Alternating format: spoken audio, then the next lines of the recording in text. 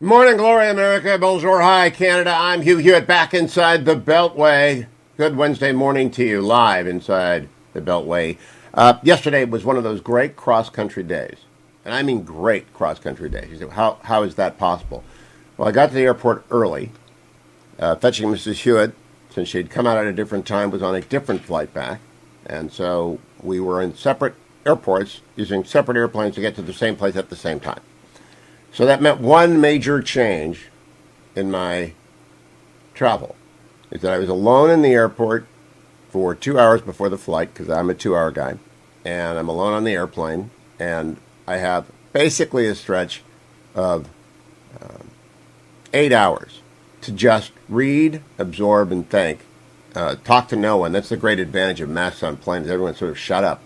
And none of your neighbors talks to you, right, in the age of virus. One of the very few silver linings in its nightmare is that nobody tries to talk to you on airplanes anymore.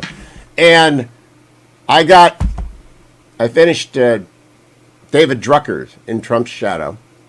I listened to nearly the complete end of The Fugitivities by Jesse McCarthy. Listened to an hour of Buckeye Talk. And Buckeye Talk is hosted by Doug Lesmaries, who you hear on the show on Friday in the college football playoff show segment, and Nathan Baird and Stephen Means. And then you mix all that up, jumble it all up with today's rundown, and you realize nobody knows much at all, but you eventually have to get a lesson first. All right, a lesson first. What is a lesson first? That's the first thing you learn when you're a Catholic kid in the first day of first grade in 1965, whatever year I went. I guess it would be 62, that I go to first grade. That's the Baltimore Catechism, Lesson 1. There are 9, 10, I can't remember how many different things are in the Lesson 1, but that's what things like, why are we on earth? To know, love, and serve God. So everybody ends up with a few Lesson 1s and a few areas of expertise, and if they start talking shop outside of it, Drucker's book is so deeply, magnificently detailed about the Republican field for president. I know a lot of these people pretty well. I mean, Senator Cotton, Secretary Pompeo, I've known these guys for more than a decade and have talked with them for a long time. I learned a great deal about both men. I've known Vice President Pence for, I would guess, 25 years. I learned a great deal about Vice President Pence. I report politics for a living. I do politics and government. The show is 90% current events, breaking news, politics, and 10% sports. Culture's in the politics, of course. Culture's upstream from politics. And then 10%, maybe 5%, Cleveland Browns, Indians, and Cavaliers. Ben had a good NBA fantasy draft last night because he got Colin Sexton, but I'll come back to that in a bit.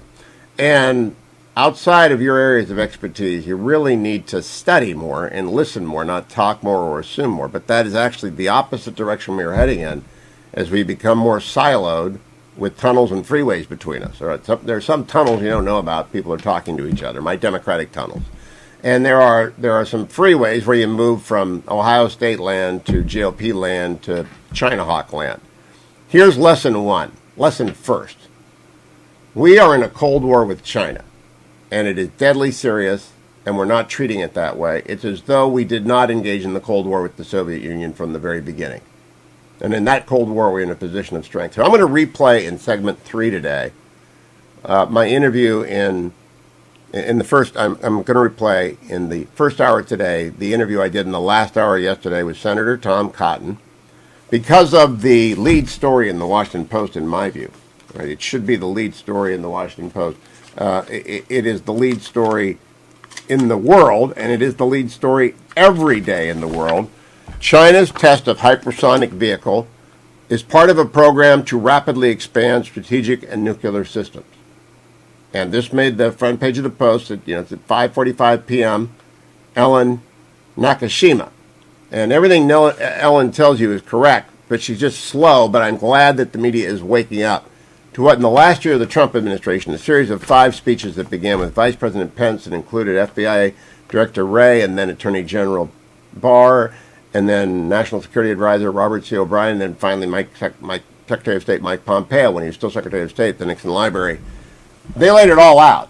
So the smart people have known for a while this is a deadly, serious competition between civilizations.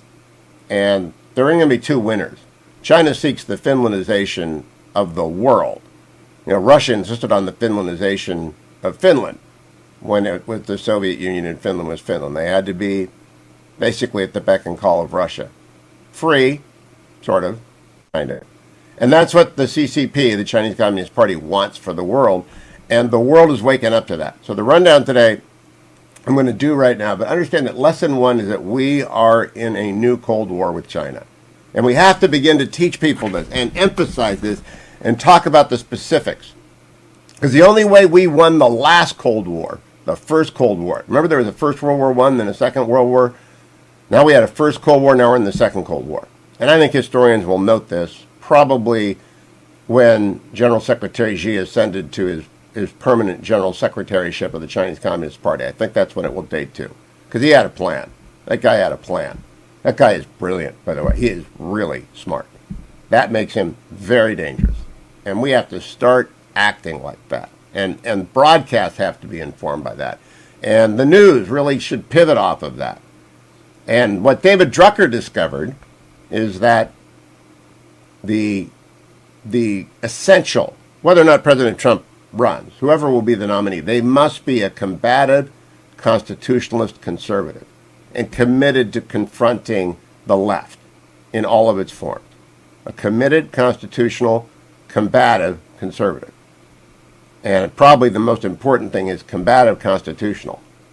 Drucker has got this down, and the people who are the serious leaders in the GOP have this down as well. And it all begins with just saying, first and foremost, we are in the second Cold War with the Chinese Communist Party, and we're not getting out of it soon. Everything else is secondary to that. And we have a very inept national security team right now. There are a couple of rising stars that you might be able to hope for. In the Congress, the Democratic Party is absolutely weak and out of touch with everything. There are a couple of people left, like Angus King. Mike Gallagher and I will talk about this later today. There are a few people you can rely on, but basically Democratic Party doesn't get it.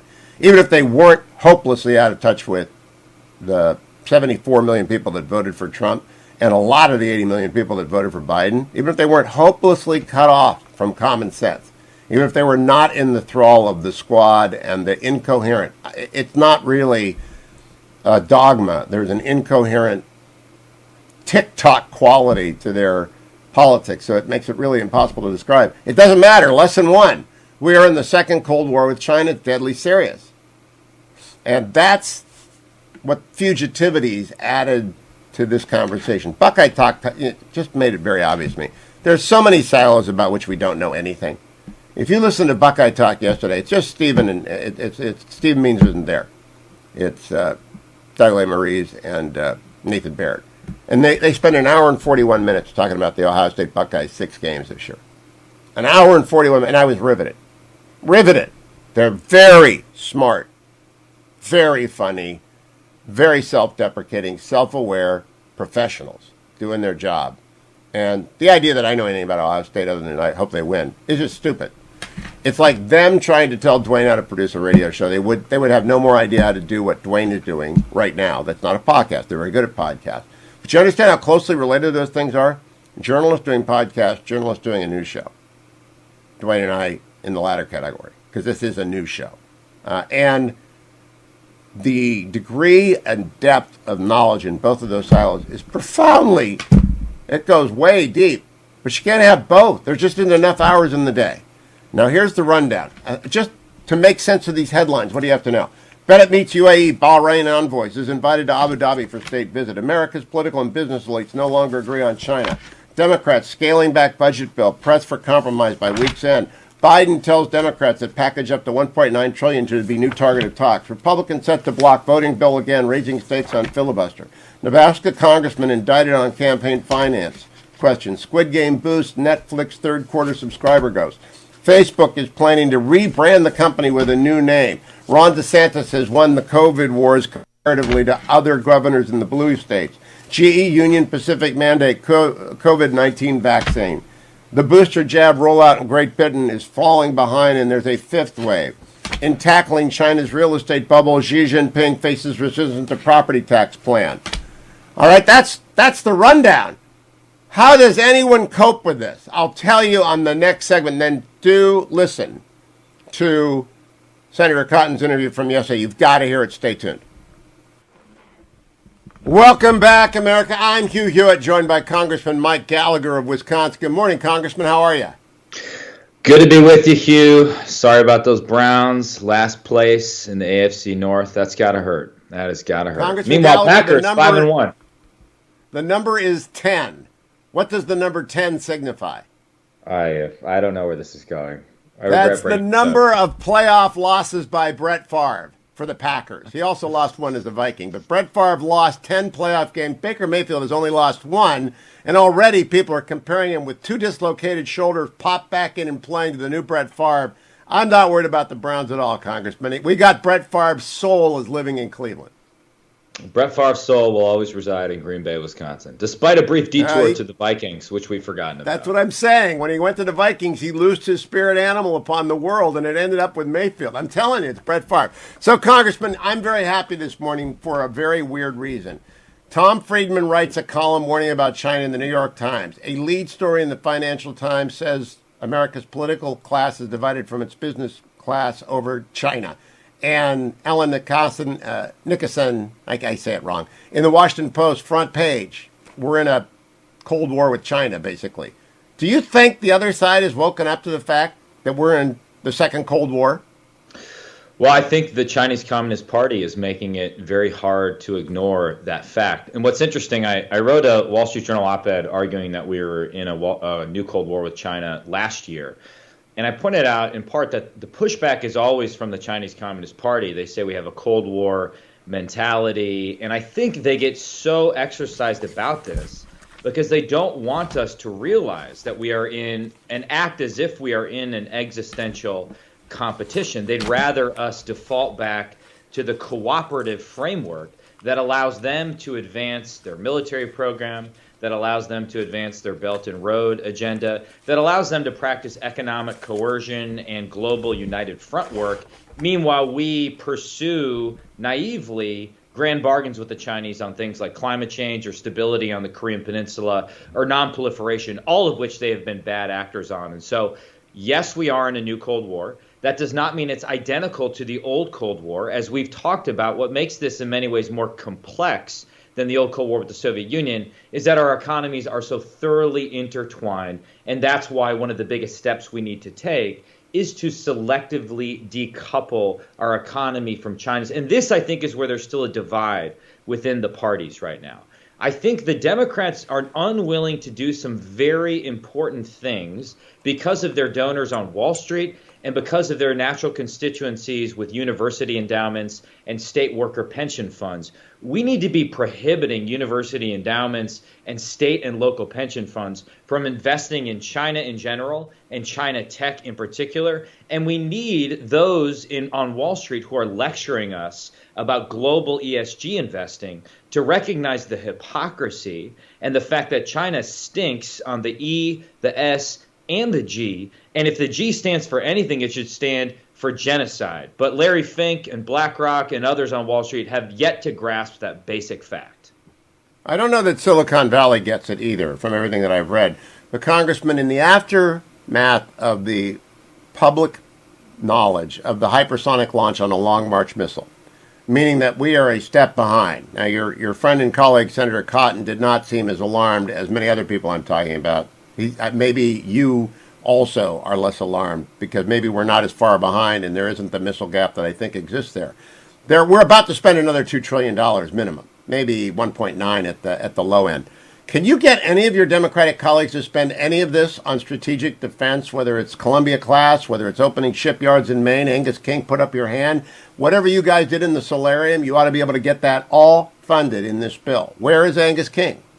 Well, one bright spot in the House Armed Services Committee, we did have a pretty strong bipartisan vote to raise the defense top line. Remember, the Biden administration submitted a defense budget that was completely inadequate, that would have cut the Navy, that made no strategic sense. And as I wrote about in the Washington Post a couple weeks ago, my concern is that now the new forthcoming Pentagon strategy, Secretary Austin's forthcoming national defense strategy, is going to be based on this concept of integrated deterrence, which is really a vacuous buzz phrase that's intended to act as a smokescreen for cutting hard defense, cutting conventional deterrent capabilities and strategic capabilities as well. That being said, on the committee, there are some Democrats like Elaine Luria and others who were willing to vote with us to raise the top line. That's a good thing.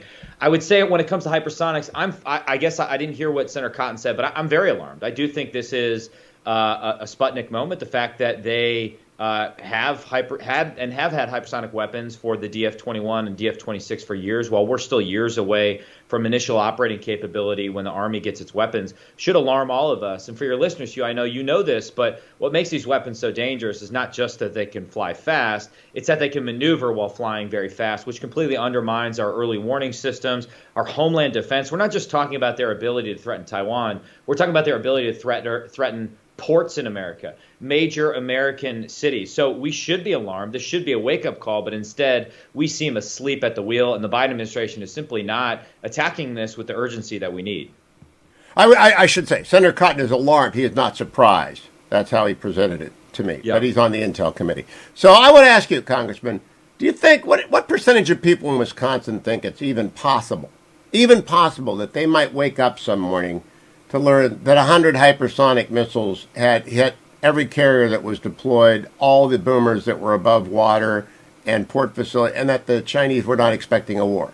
They were just expecting a strategic strike at our defenses, non-nuclear. What percentage of Wisconsinites believe a Pearl Harbor of the 21st century is real? You know, Hugh, I fear that it's a very low percentage, 5-10%. And honestly, I think particularly those in the financial community, particularly those in the business community who are making money in China, look at the risk of a confrontation over Taiwan, and they consider it a very distant tail risk. When I sort of say, hey, you got Admiral Davidson saying this thing's going to pop off in the next 6 years, the CNO agreed, as did the Commandant of the Marine Corps, they tend to dismiss that as just kind of the ravings of national security hawks.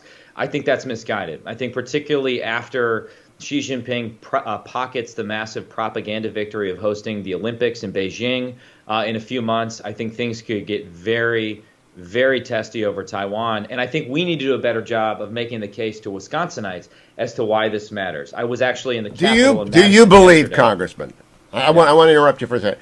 Do you believe, however small the probability, that there is a potential for that kind of a surprise attack on America's strategic assets that the CCP would consider short of war? It's the Stavridis scenario.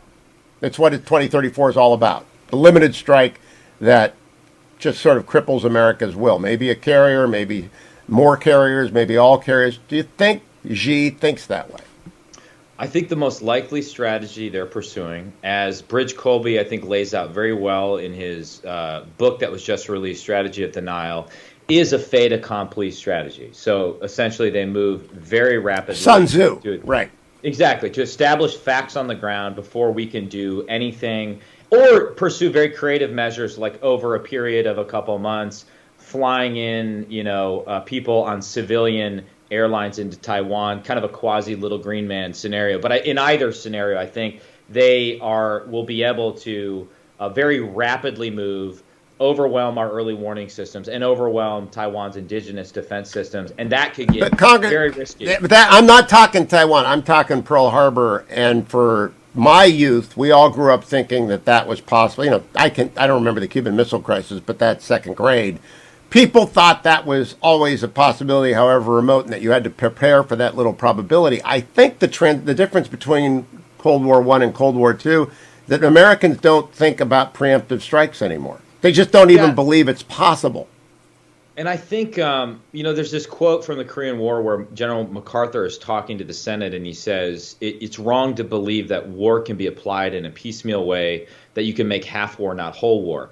I think we tend to think that they'll engage in some sort of half war, but I'm not sure that quite is getting it right. I think you could expect in a confrontation with China that if deterrence really fails, they'll wage a whole war. Now, it may not be a nuclear war, but it will include shutting down exports of critical goods. It'll include attacking our critical infrastructure with cyber weapons. It'll include spreading disinformation on social media to destroy our will to fight, to say nothing about the conventional threats that you outlined to American carriers and ships and things like that. I think there is almost nothing that she wouldn't do to effectuate unification of Taiwan with the mainland. Even if, as Oriana Mastro and others have written, even if it results in him giving up half or more of the PLA's Navy, he's willing to pay a high price. I believe that is correct. I believe that's correct. But I also think he has a goal beyond that, which is the Finlandization of the world. The way that he's Finlandized Hollywood, the way that he's Finlandized Silicon Valley. He's a genius, by the way. I'm not taking anything away from Chairman Xi. But do you, with the sort of the advent of a recognition that there's a second Cold War, does the American media understand, last question to you, understand Xi? I think this is the whole key. One guy can do this. No, and I fear throughout the pandemic, the legacy media in America has been acting as useful idiots for the Chinese Communist Party. I mean, you have people, Chuck Todd and others, praising early on in the pandemic the way the Chinese handled their pandemic response. Yeah, but Chuck is now a realist. I talked to Chuck. He's now a realist. I think all the big media is a realist. I don't know if our audiences, though, are aware of what that means. Yeah, and I think people in public office need to do a better job, myself included, of connecting what can seem like abstract concerns about Taiwan or Xinjiang province, the Uyghur Autonomous Region in Xinjiang, to everyday life of Wisconsinites and even Ohioans going forward, and why this is something we all need to be worried about, and why you should be offended when a hostile foreign power is able to coerce major American industries, whether it's the NBA or Hollywood, right? I mean, that should offend every single American. We need to mobilize in a bipartisan fashion Americans to start taking charge of the situation and invest resources in our defense before it's too late. Very quick last cheat question. Senator Cotton brought to my attention what I did not know, that every major news organization in the United States has a complicated relationship like Hollywood's with the Chinese Communist Party. All right, do you agree with that? I do. Wow. You see, I just think even hawks like me are aware of the wake-up call that came with the hypersonic, and I hope a lot of good luck to you. But go get some money from your friends, because the Democrats are going to spend $2 trillion, not a penny for defense, but trillions for Green New Deal. It doesn't make any sense. Congressman Mike Gallagher, remember the new Brett Favre is named Baker. It's Baker Favre. Talk to you next week. Welcome back, America. Hugh Hewitt, live inside the Beltway, joined by Brian Wesbury of First Trust Portfolio, the lead economist for First Trust Portfolio. Follow Brian on Twitter at Wesbury. Brian, it was a lot of fun working with you again in Atlanta last week. I really enjoyed it. Thank you for doing that. Yeah, Hugh, not only was it great to see you in person, it's been too long, but what a fun night that was. It was really great to hang out with Hersch Walker. You've been back on the road for a while longer than the Salem hosts have been. I guess First Trust is back out doing its barnstorming? We are. We've been out for probably 4 months now, I would guess. 3.5 months for sure. All right, the big question. 40 cities so far. I have alerted the audience to the bottom line. Don't sell your stocks for 10 to 12 months. Start looking at real estate. And you named one other investment. I can't remember. Don't buy bonds. That was Brian. That's the one slide Hugh Hewitt of Brian. I see in the Wall Street Journal this morning, in tackling China's real estate bubble, Xi Jinping faces resistance to property tax plan. They have a bubble, Brian. Even Xi admits it. When it bursts, will it hurt us? Yeah, Hugh, I don't think so. And I mean, well, let me qualify that a little bit. From a macroeconomic point of view, I do not believe that it will damage the U.S. economy in any significant way. Now, if there are companies, there are individuals in the United States who do have investments in China, who have tied themselves more closely, and some of them may get hurt. But I just look at what happened in Japan, and I know Japan wasn't truly communist. China is, but Japan directed a lot of its investments from the top. Big cartelist, very cartelish. Yeah. Yes, big business, big banks, big government, and they all decided back in the 60s, basically, that they were going to produce consumer goods and sell them to the world, especially to the United States. And it worked because they actually did it pretty well, and they were the first ones there. It's almost like who made the first cell phone, anyway, they won for a while until they couldn't execute it anymore, because eventually these big government, decisions get it wrong. And I would argue that's exactly what's happening in China. Yeah, let's build apartments. The government was letting people do things, but it was directing those activities. And eventually that top-down approach doesn't work. You need entrepreneurs to steer resources in a different direction. And I guess a perfect example would be here in the United States. Motorola was the one that made all those flip phones that everybody thought were the coolest phones out there. They led the phone market until they didn't. And if it's just one company, your economy goes along fine. If it's the entire economy, because the government has been directing everything, then you collapse. And so, anyway, what is the exposure, though? If that happens, I really do think they're in for a huge, like a 2007 and 8 real estate dive in China that we had in the United States. I think they're in for that. What's the real world impact on our markets? Will if they get a fever, do we catch a cold? Yeah, that's like that phrase came really probably from before anyway, before even Japan. But I remember it around Japan in the 80s all the time, and Japan collapsed in 1989. They peaked in 89, collapsed. The stock market was at 40,000, went below 10,000, and the United States boomed in the 1990s. And now what people will say is, well, we're more closely tied to China. And people produce there, we buy stuff there, but we've been moving our supply chain out of China for a long time. This will not be the same impact on the U.S. Our banks do not have exposure to Chinese real estate like they did to U.S. real estate. There might be a hedge fund that's got a lot of money in China. Well, I think there's going to be. I think that there are some very, very wealthy people who are going to be very, very screwed by this. Will that impact us as they get margin calls? I don't. The reason 2008 spread is because of what we call mark-to-market accounting, and I promise, I will not go into what that is. You only have 30 seconds, so you better hurry. But what all that did was it multiplied losses throughout the system, and we have now fixed that problem. So no, one of the things this is just a thought of mine. George Soros has been writing angry op-eds about China and President Xi and which direction he's going, which makes me think he's pretty invested there. I just wonder. Interesting. Brian Wesbury, always a pleasure to talk to you. I'm going to keep coming back to this story because I just don't think America knows what's about to happen over either militarily or economically in the CCP and to its members and its Politburo. I'll continue talking about it. Stay tuned to the third hour of the Hugh Hewitt Show. Morning glory, America. Bonjour, hi. Canada, Hugh Hewitt inside the Beltway, standing by for Senator Bill Hagerty from Tennessee. Gives me a chance, though, to remind you all I'll be in Ohio on Sunday night.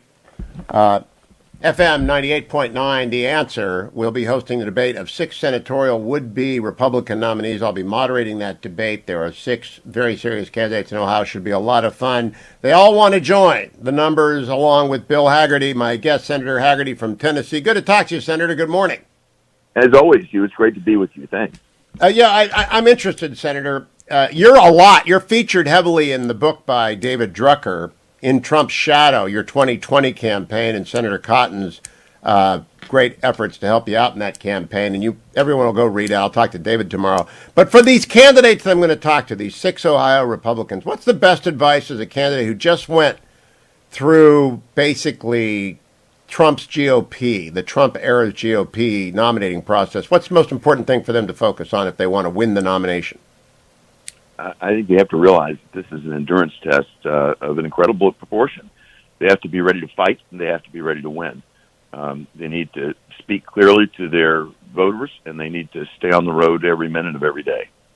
Now, I believe the party has coalesced, as does David Drucker, around conservative, combative constitutionalism, standing up and fighting for what we believe in, and in the recognition that the Second Cold War is underway. Do you agree with both those propositions, Senator? I do, and I say this, that one of the things that first inspired me about President Trump when he was still a candidate was his clear and very forceful vision on China. I've had experience in the region of Asia. I'd lived in Japan before, dealt with China. President Trump was the first back in 2015 to really call China out. And if you look at what's happened today, Hugh, you'd ask me America today, and America will, the average American will tell you that China is a massive concern for us, a security threat, an economic threat, a military threat. That was not well understood or appreciated when President Trump began to beat that drum. Now, Senator, this morning in the Financial Times, there's a story. America's political and business elites no longer agree on China.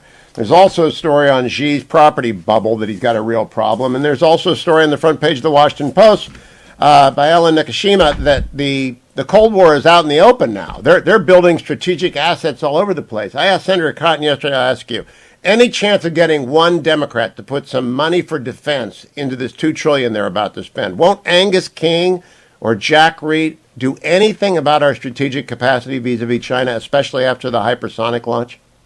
I talked with Senator Inhofe just yesterday on this topic, and the hypersonic launch is a new era altogether. That creates a threat that surprised our intelligence community. It's a threat that we need to really ramp up our R&D and defense expenditure on. And I've got to believe that Democrats would be hard-pressed not to step up, particularly folks like Jack Reed, as you mentioned, Angus King possibly. But I've got to believe that there's going to be an appetite to do this now. Well, you see, every single Democrat has the opportunity to go into the majority leader's office and say, Chuck, I need some of this trillions from my shipyards or from my hypersonic missile facilities, or for the F-21 for that matter, the B-21, or for the Columbia-class nukes. Has anyone done that yet? I mean, they're having a bargaining war between Bernie and Joe Manchin on what to spend. Where's Jack Reed? Where's Angus King? Well, the war that they're having has been a private war. We hear little bits and pieces creep out. They're not talking to Republicans right now. They're talking amongst themselves. But I hope that this voice is making it to the table. What we're seeing is a party that's in complete disarray right now. But this is an area, particularly given the most recent news that you highlighted. This threat from China is stepping up. It's not going away. They've made it clear that by 2049 they want to dominate the world, and they're taking every step they can to do it right now. Now, Senator Hagerty, you're on Foreign Affairs, and I made the assertion earlier to Congressman Gallagher. I think their ultimate goal is not just Taiwan, but the Finlandization of the world, going back to the era when the Soviet Union simply dominated Finland. Do you think the CCP wants to dominate the world in the way that the USSR dominated Finland?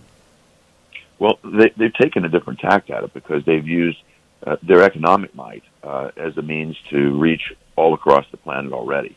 I mean, we've seen it with their Belt and Road Initiative. They have taken huge positions in Africa, huge positions in Central and Latin America. I mean, this isn't just about their backyard. They've already moved out on a global basis economically. What we've also seen is corporations willing to move back there. I was going to say, I think we've already seen the Finlandization of Hollywood and the NBA, and Yes. Senator Cotton yesterday raised the prospect that there might be the Finlandization of American media because of dependency on Chinese dollars. Do you see that? We do see it and are very concerned about it. And even if you look at the financial institutions here, for example, that are being pressed harder and harder every day by the Biden administration to impose ESG requirements on their lending activities and things of that nature. Yet you also see these same institutions moving full speed ahead in China, not applying the same sorts of conditions on them, allowing human rights violations to occur, that type of thing. We're seeing a hypocrisy evolve here that really is demonstrating and underscoring China's ability to get their way, despite what our morals and rules may be here in America. Now, I know the average Tennessean is a constitutional conservative. It's a very red state now.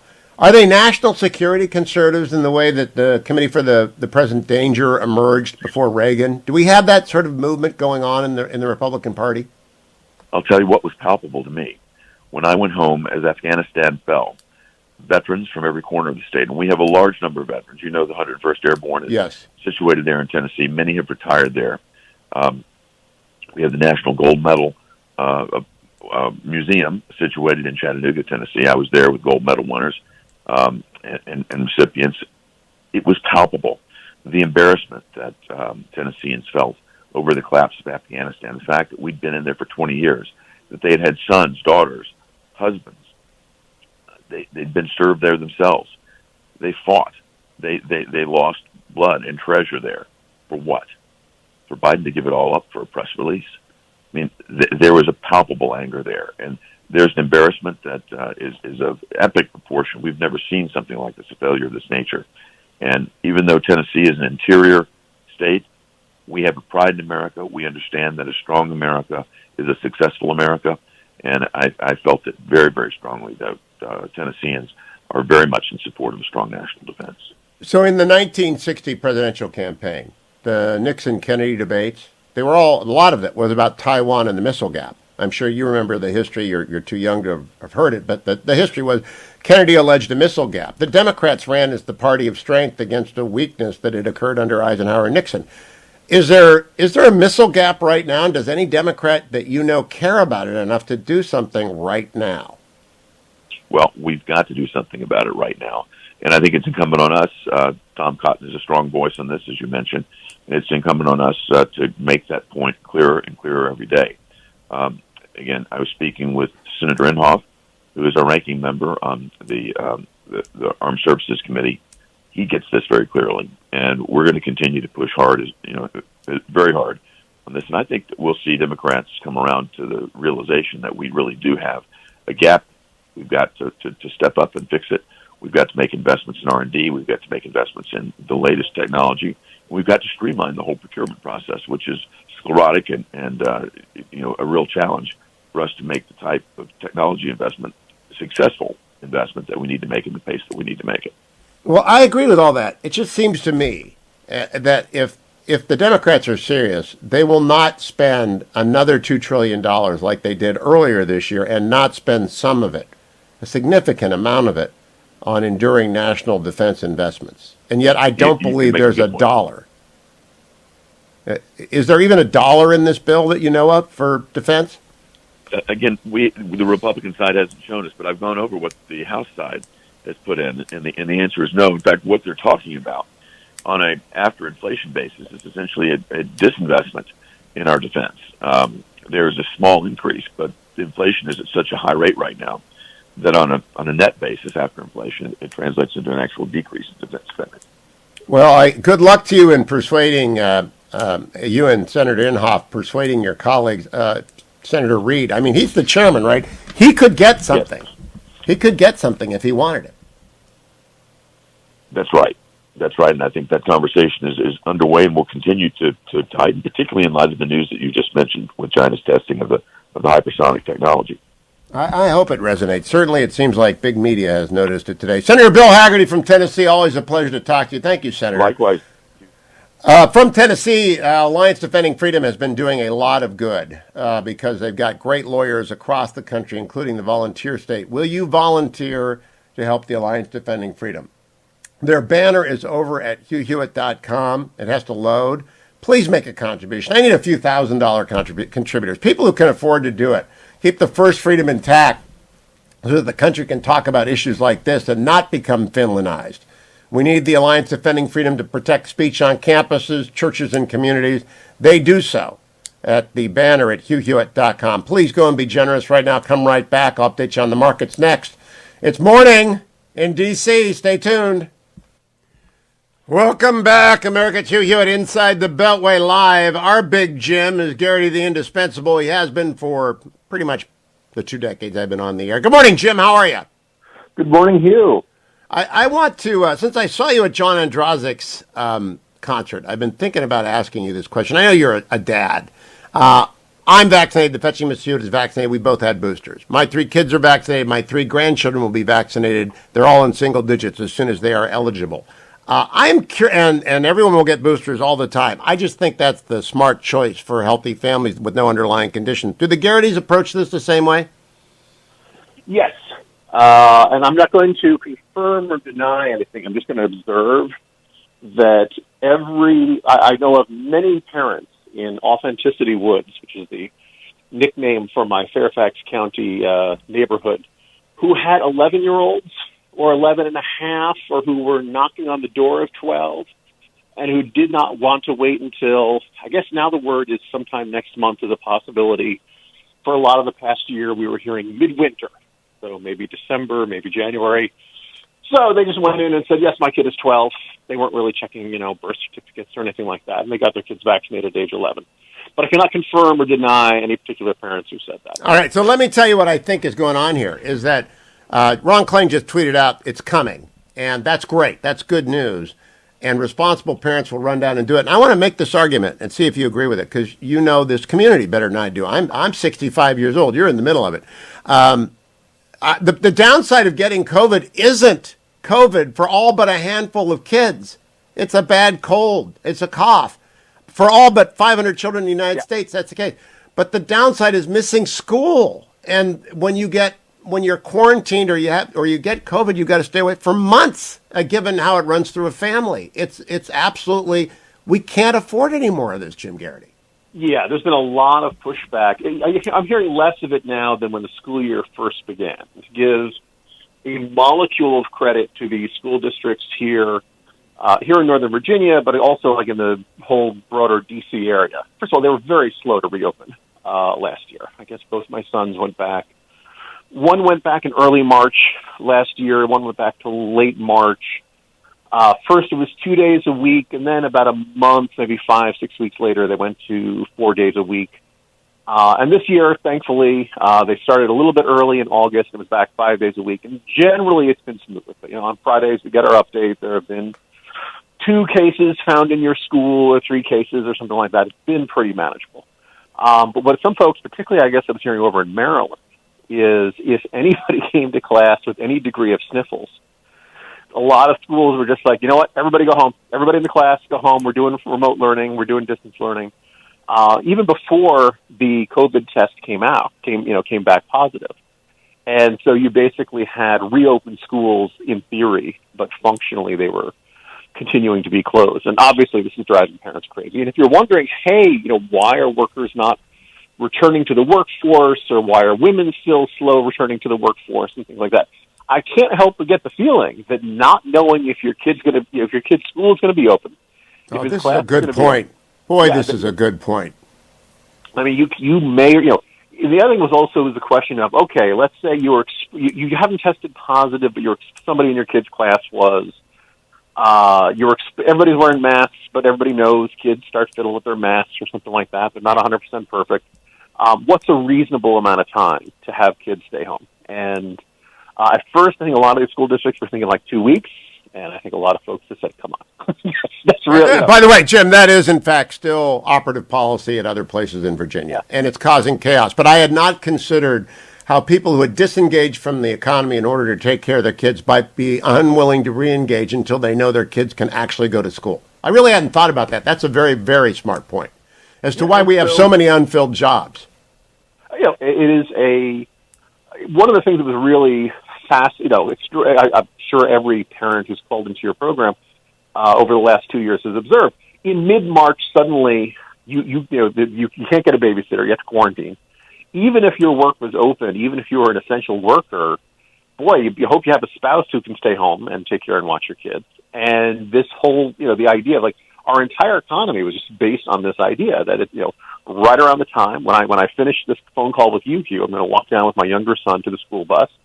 He's going to get on the school bus. My older son's going to be there till, mid-afternoon. My younger son will get home a little bit later. And during that time, I can be working at home. I can go into work. But just parents have 8 hours or so, or 7 hours, whatever amount of time in the middle of the day where they can go and do work. And if your kid is homesick, well, you can't do that. You don't have that option. And for the past 2 years, the question, and of course, every day, listeners to your program know, the slightest, our school board is literally made of snowflakes because they are afraid of any snowflake, and they will cancel school if the dew point gets too low. I'm exaggerating slightly, but Northern Virginia, we freak out about any possibility of snow.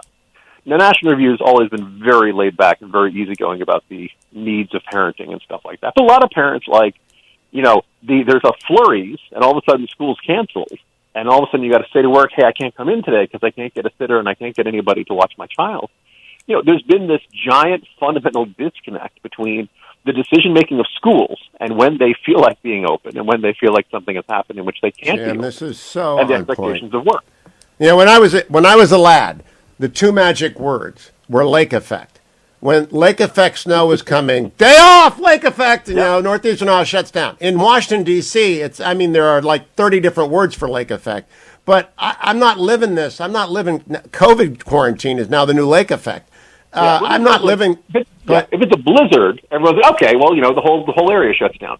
But when it's a very mild snowfall, schools close, but other businesses are like, no, we're staying open. Nobody's, you feel ridiculous as a parent. And maybe in light of the Pete Buttigieg news, this is one of my podcast co-hosts, Mickey White, made this fantastic point, where she made this observation that every working mother, or almost every working mother, is paranoid about the perception of her coworkers that she's not working hard enough. That she, oh my goodness, I don't want anybody thinking I'm not pulling my own weight. I'm going to take maternity leave, but I'm going to stay in touch with the office. I'm going to call in and check in. And, they just wouldn't do what Pete Buttigieg did of just, walking away as this crisis is getting worse. Look, I'm glad Pete Buttigieg is a father. I hope he enjoys his special time and all that stuff. But there's this observation that, most working women just have this, down to their bone marrow sense of, oh, God, I don't want anyone thinking I'm lazy, or I don't want anyone thinking that I'm not working hard enough. I'll tell you what. Clearly wasn't a factor in this one. Pete Buttigieg had better stay away from military spouses with deployed spouses. He really should not. They never stop. It's the most amazing thing I've ever seen. Okay, let me ask you about the second big issue. I hope you write about kids and COVID vaccines and what people should do, because I don't have any actual authority in that area. I'm not going to make a decision on behalf of a child. I know what my grandkids are going to do, but that's because their mom decided to do that. Let me ask you about something that I'm very happy about. This morning, Tom Friedman wrote a hardline column on China, basically Second Cold War stuff. Financial Times. Tom Friedman wanted to be China for a day. Well, they were awesome. We sucked. That was his message for years. Well, it's over. The Second Cold War is upon us. And I believe, after reading David Drucker's book, and I read you, and I just follow the Republican Party, we're not going to nominate anyone in the Republican Party for any office unless they are a combative constitutional conservative who believes that we're in the Second Cold War. Do you agree with me? Yeah. And what's more is, Joe Biden back in 2019, May, was saying, they're not bad folks. These guys aren't competition for us. Now, thankfully, he seems to have changed his opinion on that. But I think, Joe Biden's default setting was probably established in the 70s or 80s, or maybe the 90s at the latest. And he just can't get his head around the fact that China is convinced they were the preeminent leaders of the world until about the late 1800s, and then things went wrong with the Boxer Rebellion. And they are returning to their natural role as the leaders of the world. They are meant to do this. This is destiny. This is what they are, they have a duty to lead the rest of the world away from our decadent and foolish and nonsensical ideas of democracy and free market. I think you're right, Jim. I think this is Middle Kingdom hubris, but that it becomes their effort to Finlandize everything. And this is a new term for a lot of my listeners who are under the age of 50. They won't know what Finlandization means, but it's when you dominate a region. And I think the CCP, I think Xi wants to Finlandize the world. They've got Hollywood and the NBA, and they're moving out. Well, I mean, Hugh, if there's anything we know about them, is they are extraordinarily competent and extraordinarily driven, except when it comes to labs. The labs aren't very secure. They spill stuff all the time, don't have great safety. But what's the worst that could happen? It's not like they're going to kill a couple million people around the world just by being reckless. Well, that already happened. All right, so here's my question. We agree. The Financial Times, the Washington Post, Tom Friedman agree. How can we spend another $2 trillion, which will take us up to about $8 trillion of spending in 2 years, and not spend any money on defense and strategic after the hypersonic launch, after our Sputnik moment that nobody noticed? So today's Morning Jolt, which I'm almost ready to send off to the editors, is all about this whole Build Back Better thing, and the idea that this is just completely disconnected from what the actual problems facing the country are. And apparently Biden's going to be in Scranton today. And I'm sure his message is going to be, this is going to create jobs. This is a great jobs bill. We have 10.4 million unfilled jobs in the country right now. We have a worker shortage. And he's talking about great news. I'm going to dump a whole lot more money in the economy. So that's going to help with inflation. Don't worry. Lots of federal spending always works out well. And I'm going to create a whole bunch more jobs we need to fill when we have 10.4 million and a worsening worker shortage. Oh, and a supply chain problem. Oh, and a border problem. Oh, and Afghanistan. Oh, and let me tell you, a missile gap. We haven't had missile gap since 1960, and that time the Democrats were using it in acts against Eisenhower and Nixon. Well, the missile gap is real. It's the hypersonic missile gap, and we're behind, Jim Geraghty. And I can't believe there isn't at least one Democrat who's going to walk into Chuck Schumer's office and say, we're sending $50 billion into my state to build these missiles or more submarines or whatever strategery we need. Is there even one who wants the money for their state? They get it. You say, Hugh, how many Democrats were going into Chuck Schumer's office and screaming about Afghanistan until Kabul fell? Well, I think Angus King might be in there saying, Angus is pretty smart. He may slide in there in the last minute and say, Bath Iron Works up in, I was going to say, Maine. He'll want it all in submarines. He'll want it all in all in stuff. Fine by me. We need more of the above. We need it all. That's what we say about energy production, all of the above. Geraghty, how do people sign up for the Morning Jolt? At nationalreview.com, just click on the left side under newsletters, and it also gets posted online every day. But a lot of people prefer getting it in their email accounts because that way your boss can't see you're reading National Review. And getting smarter every day. Make sure that your children are reading Jim Geraghty as well. Geraghty the Indispensable, thank you, my friend.